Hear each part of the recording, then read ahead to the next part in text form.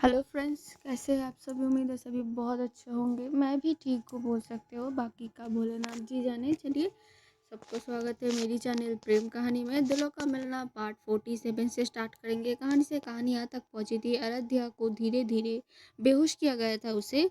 अब उसे होश आने लगा था। जब उसे होश आई, वो अपनी आंखों को खोल के आसपास देखी तो वो एक पुराने टाइप्स घर में पड़ी हुई थी। उसके हाथ पैर मुंह सब बंधे हुए थे।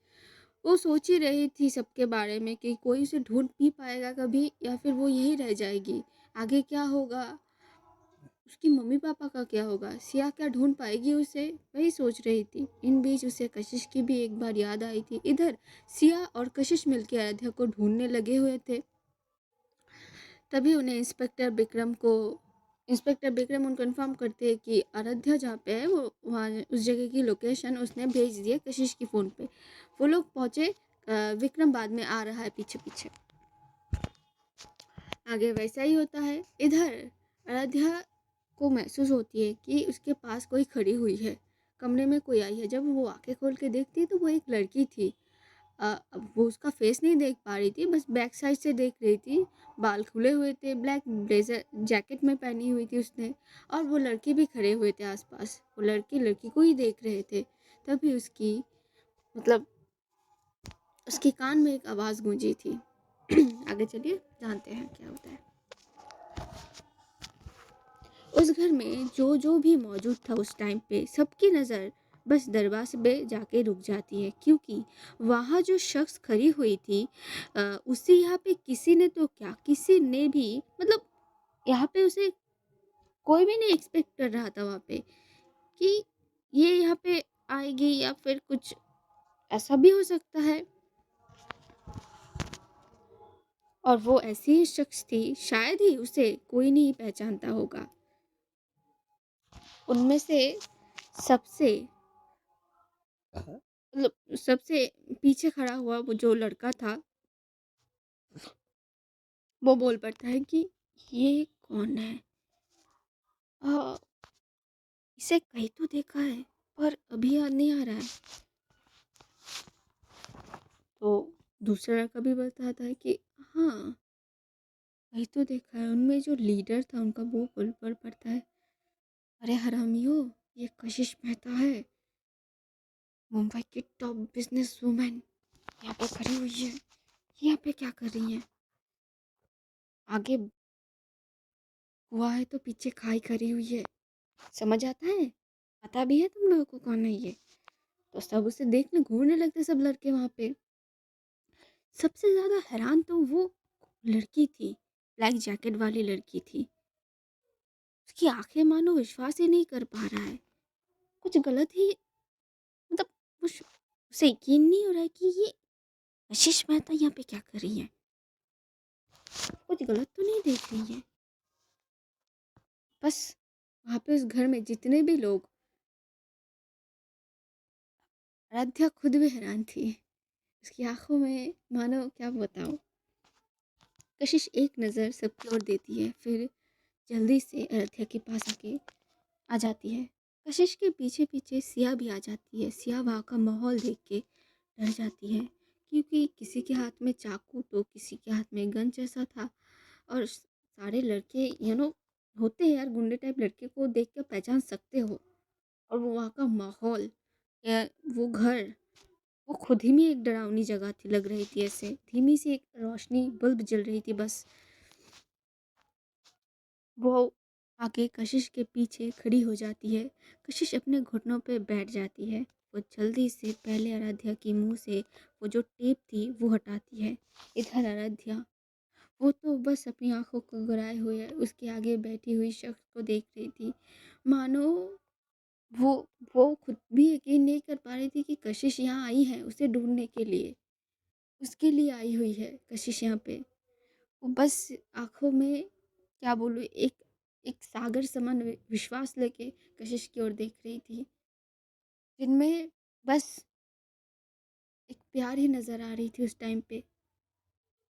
और एक आस नज़र आ रही थी। खुद को सेफ फील करने की जो जो जगह होती है ना, वो सेफ्टी दिख रही थी उसकी आंखों में कशिश को देख के आराध्या को उस टाइम पे। जब कशिश ने आराध्या की मुंह से वो टेप हटा दी थी, आराध्या बोल पड़ती है रोती हुई आवाज से। उसकी आंखों में पूरी आंसू आ चुकी थी। कशिश को वही दरवाजे पे देख के आ गई थी आंसू। वो बोल पड़ती, कशिश जी आप आई हैं, आप आई हैं, हम हमें हमें हमें चुराने के लिए। कशिश जी। कशिश जल्दी से आराध्या के हाथ खोलने ही लगता है। वहां खड़ा लड़का, पीछे से जो लड़का था, वो बोल पड़ता है, ए कौन है तू और इससे क्यों? बस इतना ही कहा था। कशिश झट से पीछे मुड़ जाती है और उस लड़की की तरफ एक नज़र देती है। जिस नज़र को देख के वो लड़का वही चुप हो जाता है। आगे उसकी लफ्ज़ नहीं निकलती। वो बस कशिश की वो दो आंखें देख पा रही थी, जिनमें मानो, क्या बोलूं, हद से ज़्यादा वो आंखें लाल थी, भयंकर थी, खतरनाक थी। मानो आंखों से ही वो वार्निंग दे रही है कि इसके आगे एक लफ्ज़ नहीं, इसके आगे एक लफ्ज़ नहीं। वो लड़का आगे कुछ बोल ही नहीं पाता। वो सारे लड़के कशिश की इस भाव को देख के वो खुद भी डर जाते हैं थोड़ा, क्योंकि कशिश नाम पता नहीं हो किसी को, अगर ये नामुमकिन थी वहाँ पे। वो लीडर खुद भी हैरान था कि ये यहाँ पे क्या कर रही है और इस लड़की को ये कैसे जानती है। क्या उन लोगों ने कहीं गलत जगह हाथ तो नहीं दे दिया? उसके मन में अब ये ख्याल आने लगता है। वो भी आंखों से इशारा करता है उस लड़की, ए चुप कर। वो लड़के भी चुप हो जाते, बस सब कशिश को देख रहे थे। कशिश फिर से आराध्या की तरफ घूम के हाथ पैर दोनों ही खोल देती है। इधर आराध्या का हाथ पैर खुलना, उधर आराध्या झट से जाके कशिश को गले लगा लेती है, अपनी दोनों हाथों से उसकी शोल्डर को ग्रैब करके। उसकी होते हैं ना, सामने अगर आपके नीज पे अगर कोई बैठा हो, वो जाके ऐसे लिपट जाना, वैसा ही आराध्या का था। वो जाके उसके गले से लग गई थी और रोना स्टार्ट कर दिया था उसने। वो मानो उसके पास एक सेफ्टी जगह मिल गई थी जहाँ वो खुद को छुपा सकती है। ऐसा मानो वो छुपा लेगी कशिश की बाहों में। वो कशिश की जो शोल्डर थी वहाँ पे अपनी सर रख के आंखों को बंद करके रोने लगी थी। कशिश आंखों भी महसूस कर पा रही थी आराध्या की आंखों की उन आंसुओं को, गर्माहट वाली जो पानी निकल रही थी आंखों से उस टाइम पे। उन आंसुओं को वो अपनी शोल्डर पे महसूस कर पा रही थी, जिससे उसके अंदर और भी ज़्यादा गुस्सा उभल रहा था। क्योंकि कशिश को ये पता चल गई थी कि आराध्या उसके लिए क्या है। इन इन कुछ ही घंटों में वो इतना बेचैन हो गई थी अंदर से। लेकिन वो एक काम पर्सन थी, वो दिखाना नहीं चाहती थी किसी को, वो दिखाती नहीं थी, ये उसकी सबसे बड़ी क्वालिटी थी। उसके अंदर क्या चल रहा है कोई बाहर से देख के समझ नहीं पाएगा, जिसके चलते ये उसकी प्लस पॉइंट भी थी। अगर सैलाब भी उठ जाए तब भी कोई समझ नहीं पाएगा। वो बाहर से शांत जितनी दिख रही थी, अंदर से उतनी ही ज़्यादा खतरनाक। और क्या बोलूँ, अयोध्या के लिए बहुत ज़्यादा ही टेंशन में थी। उसका मोटो बस यही था, अयोध्या को जैसे तैसे करके आज के आज ही ढूंढ निकालनी थी, चाहे उसके लिए पाताल या फिर क्या बोलूँ आसमान एक करनी पड़े, वो करेंगी। और उसने वही की थी। आखिर उसने अयोध्या को ढूंढ ही ली थी। अयोध्या रोते रोते बोल पड़ती है कि आखिर आखिरकार आपने हमें ढूंढ ही ली, आ गई आप। पता है मुझे लगी थी आपको, बस एक लफ्ज़ नहीं, चुप चुप हो जाओ, रोना बंद करो। तुम्हें कुछ नहीं हो सकती, मैं नहीं होने दूंगी तुमको। जब तक मैं जिंदा हूँ तुम तक कोई भी नहीं पहुँच सकती। कोई भी का मतलब कोई भी नहीं। कुछ नहीं होने दूंगी मैं तुमको। मेरी आखिरी सांस जब तक रहेगी कुछ नहीं हो सकती आराध्या, कुछ नहीं हो सकती तुमको, मैं नहीं होने दूंगी। आराध्या वहाँ से बोलती है कि कशिश जी, बस इतना ही। दोनों के बीच इतनी सी बातें होती है। कशिश आराध्या को कमर से पकड़ के उसे और भी अपने करीब कर लेती है। उसकी बाहों में वो भर लेना चाहती थी, दुनिया की नज़रों से छुपा के रखना चाहती थी शायद उस टाइम पे, कि कोई भी आंखें, कोई भी कुछ भी अयोध्या तक ना पहुंचे। वो इतनी कस के अयोध्या को पकड़ी थी। उस पकड़ का महसूस अयोध्या को होती है, तो वो और भी अपनी हाथों को कशिश की शोल्डर में टाइट कर लेती है। अयोध्या की आंखों में तो आंसू थे ही, कशिश की आंखों में भी एक सेकंड के लिए आंसू आ जाते हैं। उसकी आंखों से भी दो बूंद आंसू गिर ही जाती है। हाँ, सिया इस चीज़ को नहीं देखती, कोई भी नहीं देख पाता इस चीज़ को, बस कशिश अपने में रखती है इस चीज़ को। सोचिए, आपके लिए कोई इतना प्यार करने वाला कहाँ मिलेगा कि रो पड़े वो आखिर तक। इतनी सख्त इंसान भी रो पड़े तो प्यार की हद कहाँ तक होगी। सोचिए ज़रा, इमेजिन कीजिए कि कशिश ने आराध्या को अपने दिल में कहाँ बसाया होगा कि उस जैसे इंसान किसी के लिए इतना तरफ उठे, जिसको किसी से कभी भी कुछ भी नाता नहीं होती थी। उसे बस एक चीज़ पता थी, अपनी बिजनेस, अपनी काम, दैट्स इट। वो लड़की किसी और इंसान के लिए इतना बेचैन हो गई कि जब उसे इंसान मिली तो उसके लिए उसकी आंखों से आंसू आ गई। सोचने वाली तो बात थी। ये कशिश महसूस कर लेती है कि आराध्या को जब उसे मिली, वो उसकी, जब तक उसने उसने बाहों में नहीं ली थी तब तक उसका दिल शांत नहीं हो रहा था। जब उसने आराध्या को अपनी बाहों में ले ली, अपनी सीने से लगा लिया था, तब जाके उसकी दिल में एक सुकून सी आई कि हाँ, मेरी, क्या बोलूँ, हार्ट, सांस लेने की जो होती है और ऑर्गन, वो अब मेरे पास है। उसे ऐसा फील हो रहा था उस टाइम पे। दोनों ही अपनी आंखों को बंद कर लेते हैं, मानो दोनों को अपनी ज़िंदगी वापस मिल गई है। उस टाइम पे सिया बस इन दोनों को देख रही थी, किस तरीके से कशिश ने आराध्या को पकड़ी थी, आराध्या ने भी किस तरीके से कशिश को पकड़ी थी। सिया समझ जाती है कि ये कुछ नॉर्मल तो है नहीं, लेकिन जो भी है, बहुत प्यारी थी वो सीन, वो सिचुएशन, वो बहुत खूबसूरत थी, ये तो बोल सकते हो आप। दोनों बिछड़े हुए इंसान मानो मिल रहे थे बहुत सालों के बाद। इधर आंसू तो किसी और की आंखों से भी दो बूंद निकली थी, पर आंसू के साथ साथ उन आंखों में कुछ और भी नजर आ रही थी उस टाइम पे।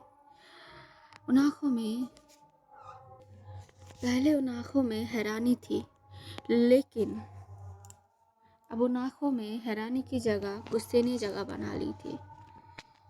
मानो अंदर से कोई बोल रहा है कि ये क्या देख रही है वो आंखों के आगे। उसकी नज़र सीधा जाके अटकी गई थी कशिश और आराध्या के बीच में, स्पेशली कशिश की उस हाथ की तरफ, जिस हाथ ने आराध्या की कमर को ग्रैब की थी, बहुत ही कस की अपने अंदर समा रही थी। जो हाथ आराध्या को पकड़ते हुए उसकी जॉ लाइन टाइट हो गई थी। उसकी आंखों में गुस्सा भर गई थी पूरी की पूरी। मानो, क्या बोल सकते हैं उस जगह पे, वो देख ही रही थी कि एक वक्त के में उसकी एक आंखों से थोड़ी सी आंसू आ जाती है। उसे एहसास होती है कि उसकी आंखों से आंसू आ रही है, पानी की बूंद। शायद ये उसने आँख कब रोई थी उसे याद नहीं थी अब। ये बहुत सालों के बाद उसकी आंखों से आंसू आए हैं। आखिर बार शायद जब वो यहाँ से जा रही थी इटली के लिए, या इटली के लिए अपनी फैमिली से दूर, तब रोई थी। और आज फिर से उसकी आंखों से एक बूंद आंसू आई थी। वो अपने हाथ से उस आंसू को पोंछ लेती है। उसे एहसास होती है उसके दिल में भी दर्द हो रही थी, मानो एक खंजर की नुकीलीपन जो होती है ना, नुकीली चीज, वो आके वार कर रही है, जिससे उसका दिल बहुत ज्यादा दर्द दे रही है। वो तुरंत अपनी आंखों को उन लड़कों की तरफ कर देती है और एक नज़र देती है अपनी आंखों से, एक लुक देती है सारे लड़के स्टैचू के खड़े हो गए थे कि अब हमने क्या कर दिया, अब ये हमें क्या करेगी। वो तो जो लीडर था वहाँ पे लड़का था, उसे तो पता थी कि ये शख्स कौन है, क्या कर सकती है उनको। तो वो बस उसकी उस मतलब उस ब्लैक जैकेट वाली लड़की की आंखों में देख रहा था। उसके अंदर डर पैदा हो गई थी। वो लड़की वहां से चुपके से किसी को कुछ बिना बोले निकल पड़ती है। दरवाजे पर जाके वो रुकती है, पीछे मुड़ के एक बार को फिर से आराध्या की फेस को देख लेती है। वो सहमी सी हुई फेस, आंखों से निकलती हुई आंसू। उसकी आराध्या की जो फेस थी ना, वैसे ही वो आराध्या ब्राइट स्किन की हकदार थी। हकदार क्या बोलूं, ब्राइट स्किन थी उसकी। उसकी फेस भी बहुत ज़्यादा प्रीटियस थी। गाल लाल हो चुके थे, नाक तो लाल ही हो गए थे मानो। आंखों से आंसू आ रहे थे, बाल बिखरे हुए थे। फिर भी कितनी उसकी फेस में ना देख के लग रहे थे कि उसे अब एक भरोसे की जगह मिली है, एक सुकून की जगह मिली है जहाँ पे वो रह सकती है। राधा की फेस को एक बार देखती है, फिर वहां से निकल जाती है। उसे निकलता हुआ इधर सिया या कशिश किसी ने नहीं देखी थी, क्योंकि वो लोग तो आराध्या में ही थे ना। उन लोगों का ध्यान था ही नहीं उस टाइम पे। तो वहां से वो निकल जाती है। इधर लड़के बस खड़े होके कशिश को देख रहे थे, आराध्या को देख रहे थे। सिया एक नजर उठा के उन लड़कों की तरफ देख लेती है कि ये लड़के, ये तो वही है। हाँ, उस पे भी गुस्सा आ जाती है कि इनकी तो। इधर कशिश आराध्या को धीरे धीरे अपने से दूर करती है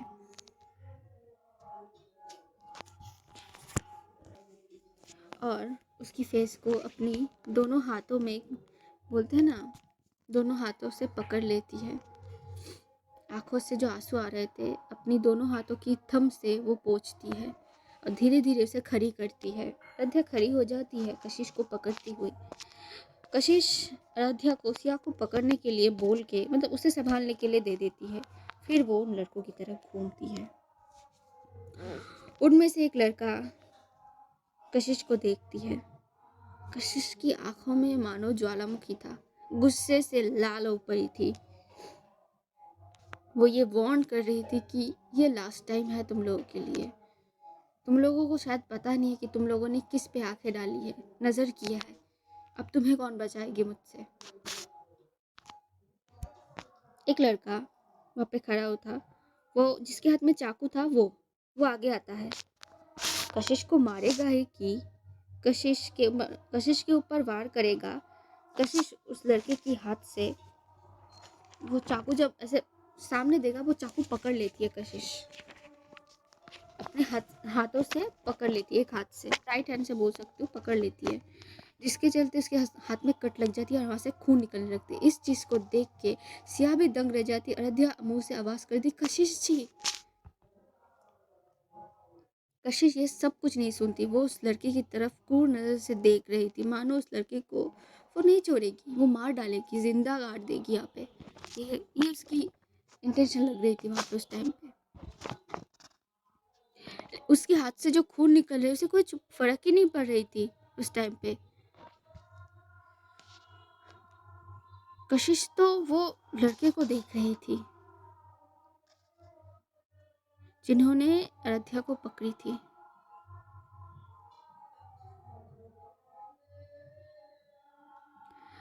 आराध्या को अगर कोई भी ऐसे क्या बोलूं, नॉर्मल सी वाव में कोई देख ले, ये कशिश को बर्दाश्त नहीं। और इन लोगों ने तो उसे उठा लेने की, उसे स्पर्श करने की गलती की है, हिम्मत दिखाई है। तो इन लड़कों का क्या हालत होगा, क्या हश्र होगा, ये तो वो खुदा ही जाने या वो भगवान जी जाने। कशिश बस सिया को बोलती है, इतना बोलती है कि सिया, राध्या को लेके बाहर जाओ। सिया बोलना चाहती थी, लेकिन वो कशिश की आंखें देख के चुप हो जाती है और कुछ नहीं बोलती। कशिश उसकी आंखों से सिया को चुप करा देती है।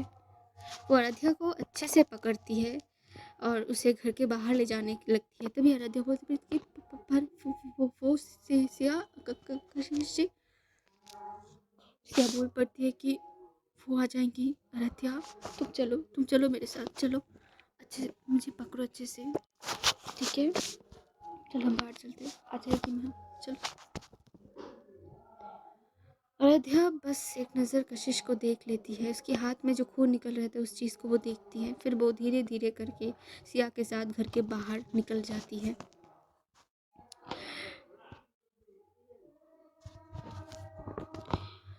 सिया आराध्या को घर से बाहर ले आती है, जहाँ पे उनकी कार को पार्क किया था कशिश ने, वहाँ पे ले आती है। पार्क अनलॉक ही था, तो वो पीछे के दरवाजे को ओपन करती है और कशिश आराध्या को वहाँ पे बिठाती है। कार से फ्रंट साइड में पानी की बोतल थी, सिया पानी की बोतल लेके आराध्या को देती है। आराध्या थोड़ी सी पानी पीती है।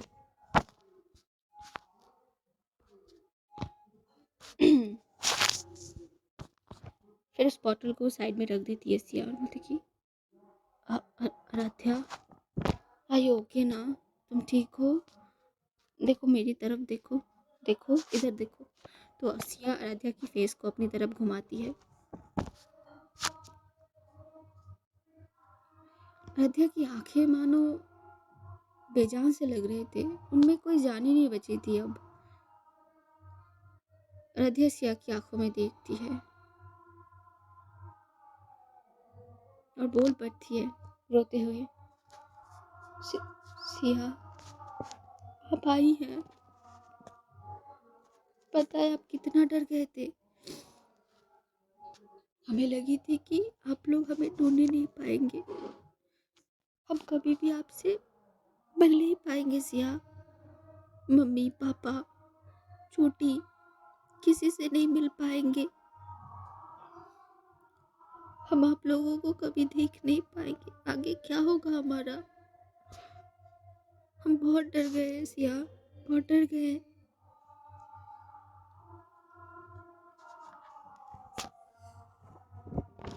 हमें बहुत डर लग रहा था।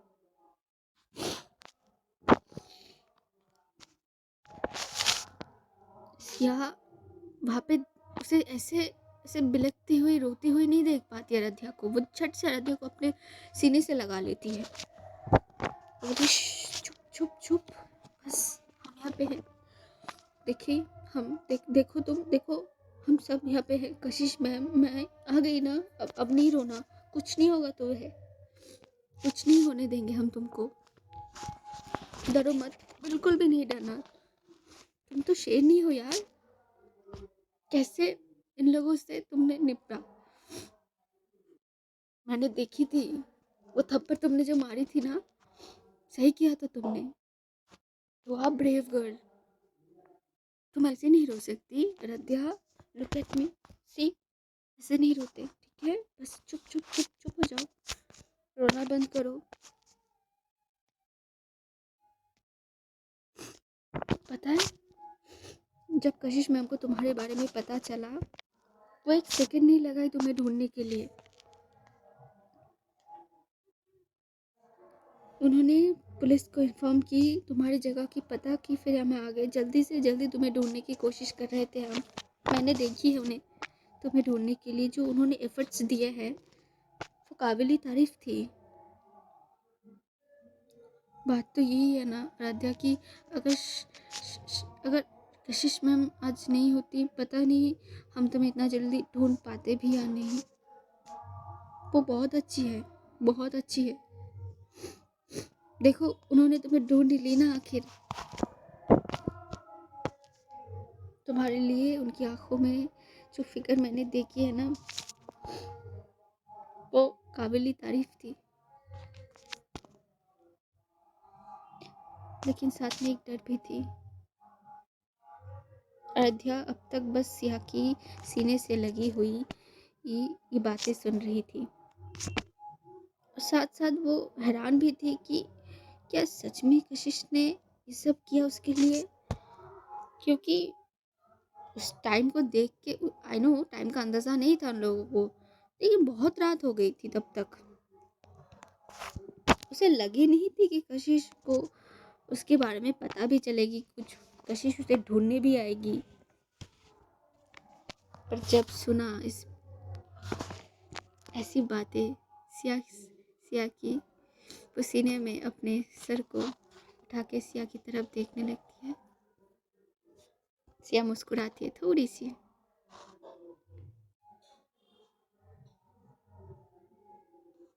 और अपनी दोनों हाथ को आराध्या की फेस पे फिर से ले जाके उसकी उन आँखों से वो जो आंसू आए थे उनको पोंछती है।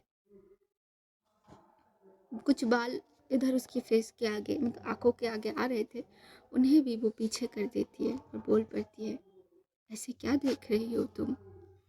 मैंने सच बोला है। यकीन नहीं है तो प्रिंसिपल मैम से पूछ लेना, उन्हें भी सब पता है। रथ्या बोल पड़ती है कि प्रिंसिपल मैम मतलब हम समझे नहीं कुछ। फिर सिया वो सब कुछ बताती है, कैसे कशिश को पता चली आराध्या के बारे में, वो सारे सिचुएशन, प्रिंसिपल मैम को बोलना, प्रिंसिपल मैम सबको इन्फॉर्म कर रहे थे, तभी कशिश का वहाँ आना, कहाँ कहाँ इन लोगों ने आराध्या को ढूंढी, कशिश ने सिया कशिश के साथ गई हुई थी तो उस जगह में आराध्या बस चुपचाप सुन रही थी और उसकी आंखों से आंसू बह ही जा रहे थे। तो बोलती कि ये आंसू अच्छे नहीं लगते, इसे वेस्ट मत करो, इससे ये मोती है, बहुत कीमती है आराध्या, बहुत कीमती, इन्हें तुम ऐसे बर्बाद नहीं कर सकती। मैंने भी क्या बताई, रोते नहीं है, रोना क्यों, हम आ गए ना। फिर डोंट क्राई, डोंट क्राई। देखो अगर कशिश मैम ने तुमको ऐसे रोते हुए देखने उन्हें कैसा लगेगा बताओ, तो रोना नहीं। सिया फिर से आराध्या की आंखों से आंसुओं को पोंछती है। आराध्या बोलती है कि सिया क्या सच में उन्होंने ये बिल्कुल बिल्कुल आराध्या, ये सच्चाई है। आराध्या अगर मैम नहीं होती तो शायद ही इतनी जल्दी हम वो वो वो भी तो काहे क्यों नहीं, वो आ रही हैं, आ जाएंगी अभी, तुम रोना बंद करो पहले, तबीयत खराब कर लोगी क्या, रोते नहीं। देखो थोड़ी देर में हम होटल पहुंच जाएंगे, ठीक है, अब बिल्कुल भी नहीं रोना, यू आर सेफ। देखो तुम मेरे सामने हो, रोना बंद करो पहले, रोते नहीं ऐसे। उनकी बातें कर ही रहे थे कि इन बीच कशिश उनके पास आ जाती है। सिया जब देखती है वो कार के बाहर खड़ी हुई थी, आराध्या करके कार के अंदर थी, वो बैक सीट पे थी, ये दोनों बैक सीट के दरवाजे डोर साइड पे आराध्या बैठी हुई थी और सिया बाहर खड़ी हुई थी। वो थोड़ा डोर से हट जाती है, मतलब वहाँ से हट जाती है ताकि कशिश आराध्या को प्रॉपर देख पाए। कशिश को देख के सिया उसकी तरफ देखने लगती है और बोल पड़ती है कि मतलब कशिश बताती है कि हमें ऐसे चलना चाहिए, अब ये ठीक है। तो सिया बताती है कि हाँ मैम वो ठीक है, बस थोड़ा डरी हुई है। कशिश बताती कि ठीक है चलो होटल चलते हैं। सिया बोल पड़ती है कि वो मैम वो लोग पुलिस आते हैं होंगे, वो देख लेंगे, हम चलते हैं। सिया पुलिस कब तक आएंगे, आ जाएंगे। तो सिया बोले ठीक है मैम चलिए। ये लोग निकलेंगे ही कि मतलब कशिश जाके ड्राइविंग सीट पे बैठेगी कि तब तक यहाँ पे पुलिस की जीप आ जाती है। सब उस तरफ देखने लगते हैं। आराध्या सिया की हाथ को कस के पकड़ लेती है। कशिश पीछे मुड़ के एक बार आराध्या को देख लेती है, फिर वो आगे देखने लगती है। जीप रुक जाती है, अंदर से बैठी हुई वो जो इंस्पेक्टर था वो निकलता है द विक्रम जो था वो जीप से उतरता है। दूसरे साइड से निधि उतर के आती है। निधि जब कशिश को देखती है वो दौड़ के उसके पास आ जाती है और बोल पड़ती कि तू ठीक है ना, सब ठीक है? आराध्या कहाँ पे है? वो ठीक है ना?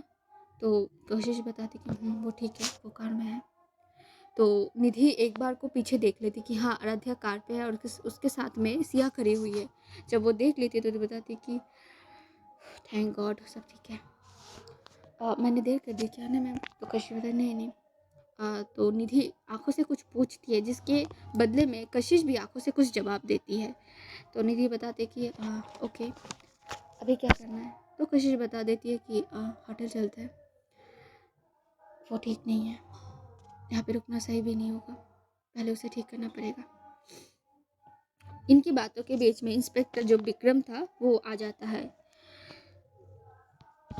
आके वो बोलता है कशिश आई ओके? और मिस आराध्या? तो कशिश बताती कि वो ठीक है, मैं भी ठीक हूँ, वो सब घर के अंदर है, तुम देख लो। तो विक्रम बोलता है एक बार उस घर की तरफ देख के बोलते कि डोंट वरी, मैं इधर देख लेती हूँ, देख लेता हूँ, संभल लूँगा। तो कशिश बताती है कि ओके फिर मैं निकलती हूँ, मुझे यहाँ नहीं रुकना। कोई प्रॉब्लम? इस पर विक्रम बोलते नहीं नहीं कोई प्रॉब्लम नहीं, तुम जाओ। वो ठीक है?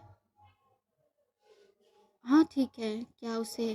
तो विक्रम बोल पड़ता कि नहीं नहीं उसे आने की ज़रूरत नहीं है, तुम एक बार कल मुझसे आके मिल लेना, तो फिर वही काफ़ी है। कशिश बता देते ओके ठीक है। कशिश आगे बढ़ेगी, इंस्पेक्टर मतलब विक्रम वहाँ से चला जाता है उस घर की तरफ। उसके पीछे पीछे दो ऑफिसर भी आए हुए थे, वो लोग भी अंदर की तरफ चले जाते हैं। इधर निधि बोल पड़ती है कि कशिश तू बैठ, मैं ड्राइव करती हूँ, वैसे भी तेरे हाथ में चोट है। तो कशिश बता सो मैं कर सकती हूँ, ये तेरी जिद मुझे अच्छी नहीं लगती, पता है ना? जब मैं बोल रही हूँ ना मैं ड्राइव कर रही हूँ, तो जाके बैठ ना। कश्यप चुप हो जाती है, वो भी कुछ नहीं बोल पड़ती। सच में उसे हाथ में चोट लगी हुई तो हुई थी, सॉरी, उसके हाथ से खून निकल रही थी। वो जाके बैठ जाती है, कुछ नहीं बोलती। इधर निधि भी ड्राइविंग सीट पे बैठ जाती है। आराध्या पीछे थी तो सिया भी आराध्या के पास में ही वो भी बैठ जाती है।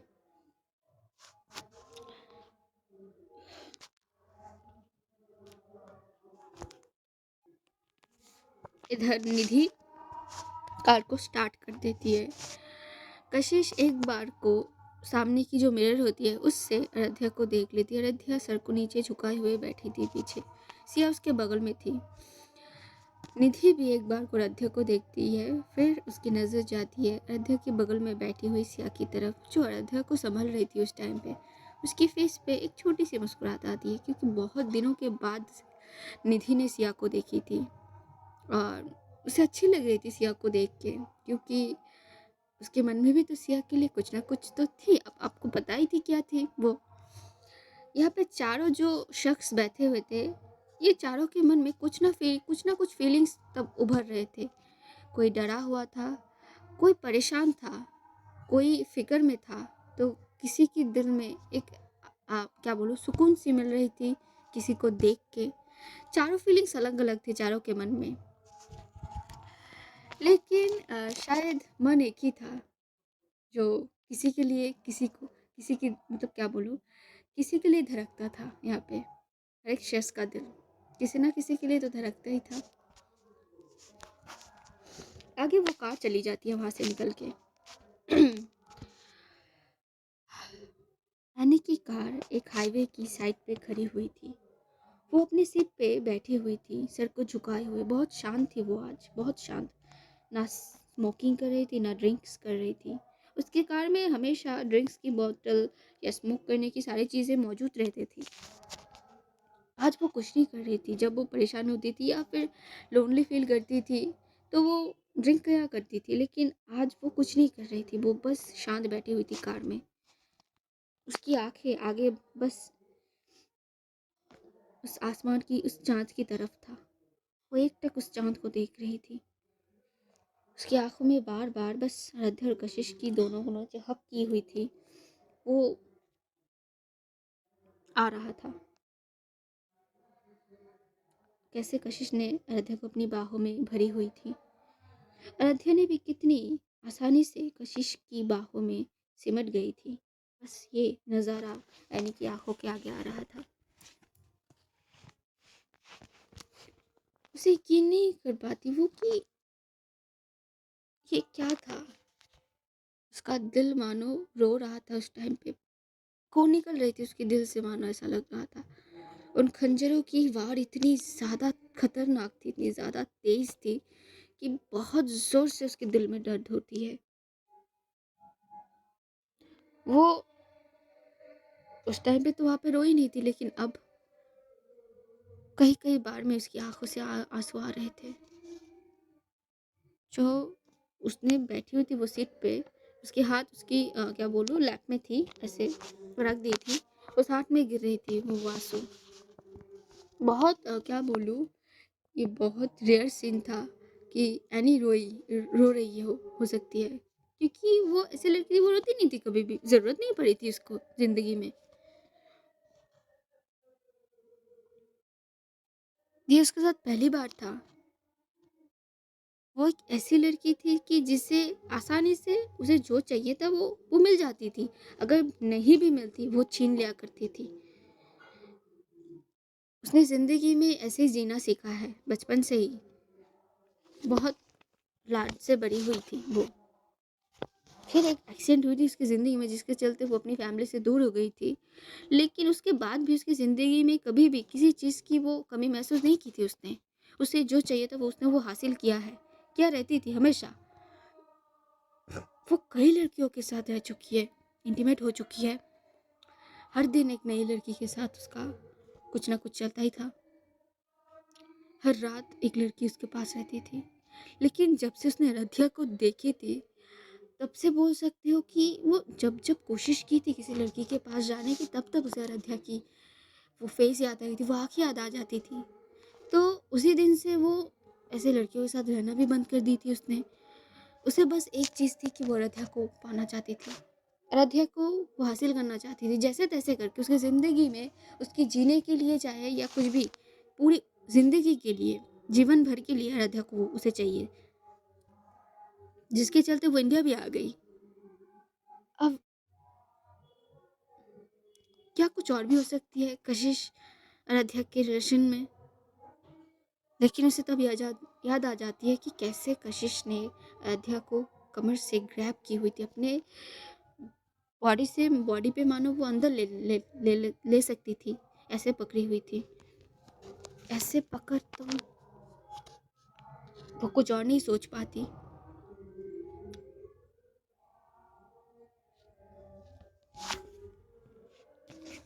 वो आराध्या के लिए कुछ भी कर सकती थी, कुछ भी, या फिर कुछ भी बोल सकती थी, चाहे वो कुछ भी क्यों ना बोल दो, किसी का जान लेना पड़े या फिर कुछ और।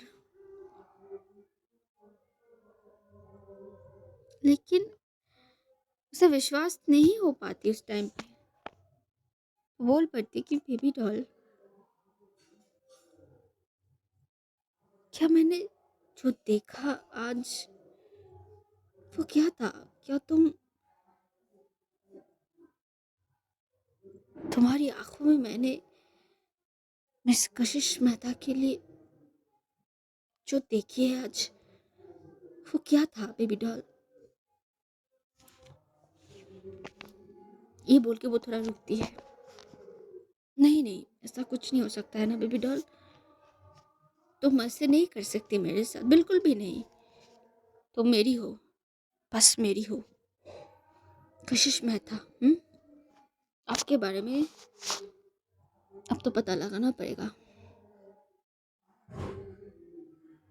आप मेरी बेबी डॉल को कैसे जानती हो, वो भी इतने करीब से। कौन हो आप, किस, कौन हो, क्या रिलेशन है, क्या रिश्ता है।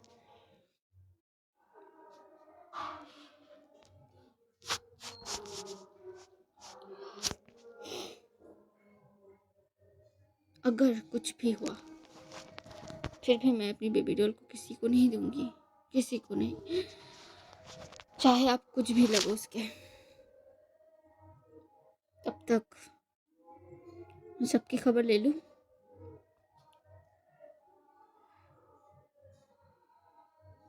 दे टच माई गर्ल, उसकी भरपाई तो करनी पड़ेगी उनको।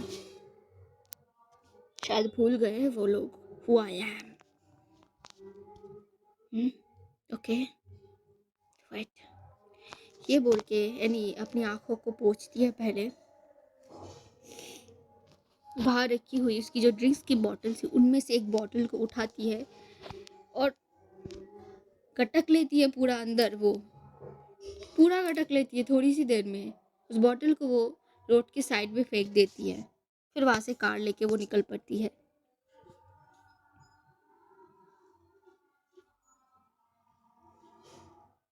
विक्रम उन लड़कों को वहां से अपने जीप में बिठा के उन्हें पुलिस स्टेशन ले जा रहा था। एक एक की हालत देखने के लायक तो थी। विक्रम जब उस घर के अंदर गया था, वो वहाँ का माहौल, उसका जगह देख के वो शॉक्ड हो गई कि ये क्या हालत है इनकी। एक के नाक से खून आ रहा था, तो किसी के हाथ टूटा हुआ था, किसी का पैर, किसी की सर काट मतलब टूटी हुई, मतलब ऐसे खून आ रहा था, वहां से मुंह से खून आ रहा था। चारों मुस्टंडे चित होके पड़े हुए थे चारों ओर बिखर के। विक्रम देख के शॉक्ड हो गया था। वो जो ऑफिसर्स थे वो लोग भी शॉक थे कि ये क्या है। एक तो बोल ही देता है कि ये इनकी ये हालत, ये कैसे हो गई। तभी विक्रम बोल पड़ता है कि इन्हें उठा के जीप में ले चलो, पहले इनको हॉस्पिटल ले चलते हैं।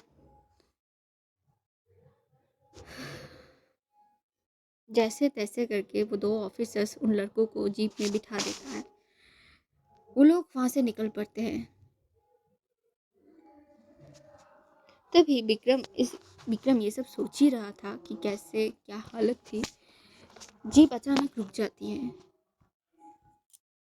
बीच रास्ते में रुक देते हैं, खड़ी रुक जाती है। तभी विक्रम आंखें उठा के देखता है कि आगे बीच रास्ते में एक कार ब्लैक मर्सिडीज खड़ी हुई है।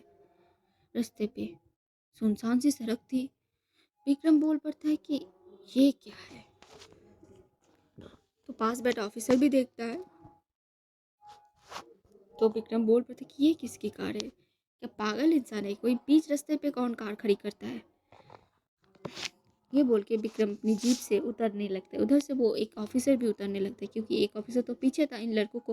वो लड़के अपने होश में नहीं थे, बेहोश हो गए थे तब तक। एक सभी बस इधर उधर पड़े हुए थे।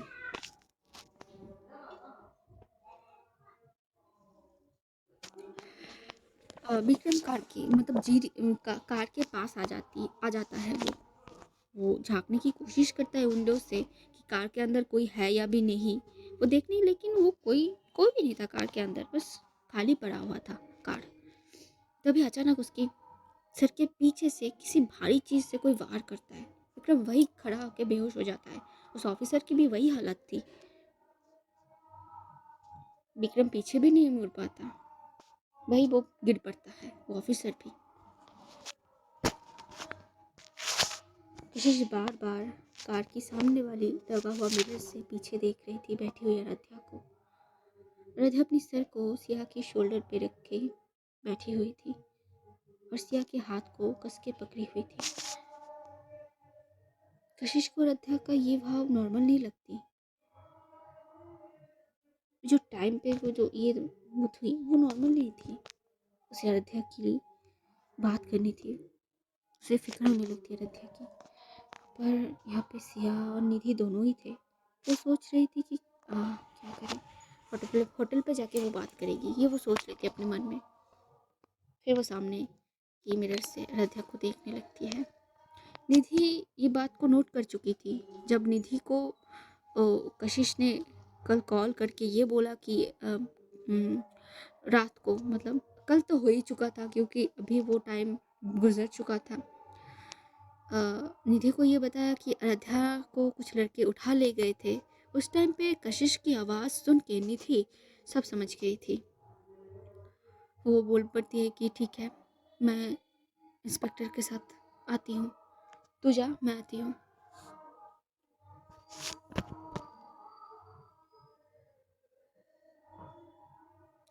लेकिन अभी कशिश की आंखों में जो देख पा रही थी वो प्योर लव थी। अयोध्या के लिए। अयोध्या की हालत देख के कशिश के अंदर जो सैलाब चल रही थी, निधि ये बात बाखूबी समझ पा रही थी। वो भी एक बार को अयोध्या को पीछे देख लेती है। वो अपने मन में कुछ सोचती है, फिर वो ड्राइव करने पे कंसंट्रेट करती है। रात का पहर था, गहरा, और धीरे धीरे रात तो गहरी हो ही चुकी थी, बहुत ज़्यादा गहरी हो गई थी। पूरा रोड खाली था, चारों ओर बस सन्नाटा, बस उनकी कार थी। सड़क पर ये लोग जिस सड़क पे थे, जहाँ से इनकी होटल थी, ये बोल सकते हो, ये लोग बहुत दूर थे। मतलब अयोध्या को जहाँ रखी गई थी वो जगह बहुत दूर थी होटल से, शहर से थोड़ा दूर था। तो शहर के अंदर जाने में टाइम तो लगेगा ना।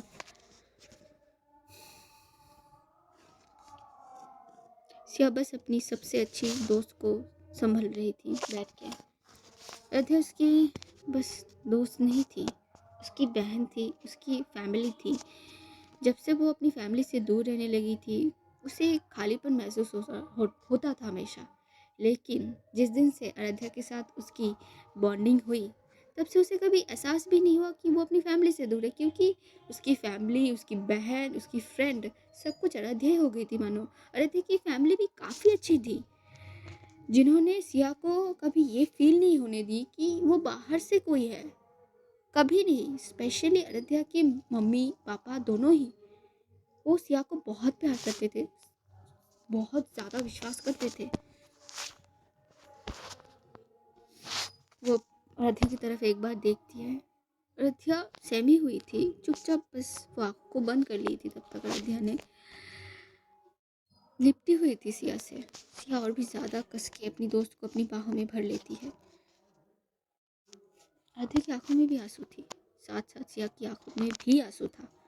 पीछे ये दोनों, आगे कशिश नहीं थी। पूरे खामोशी थे कार के अंदर। माहौल था, खामोशी भरा माहौल था। एक के बाद एक हाईवे क्रॉस हो रहे थे।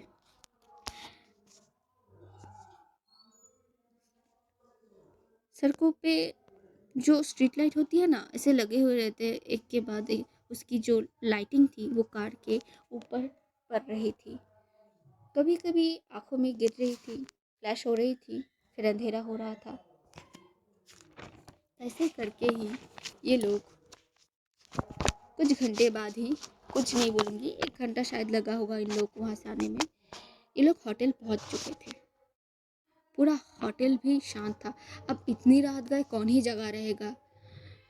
बाहर थे ये लोग। कार जब होटल के अंदर एंटर हुई, वो कार निधि सीधा पार्क करती है पार्किंग लॉट में।